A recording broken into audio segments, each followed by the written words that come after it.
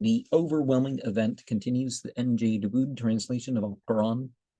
And in the name of Allah, the compassionate, the merciful, have you heard of the event which will overwhelm mankind? On that day there shall be downcast faces of men broken and worn out, burnt by a scorching fire, drinking from a seething fountain.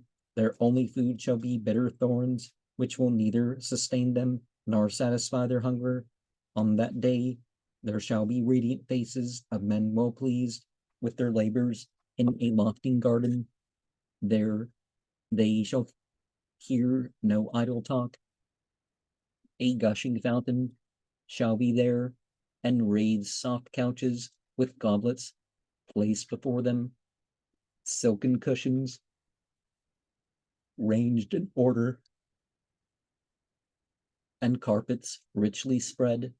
Do they never reflect on the camels and how they were created?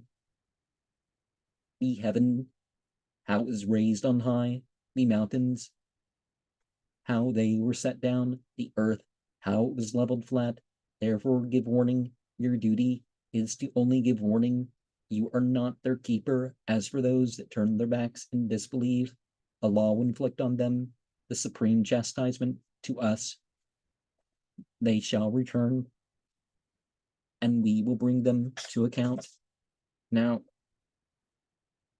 we have the practice, the muhasaba, that Muhammad recommended and pointed to the example somebody who did that as somebody with something to teach everybody,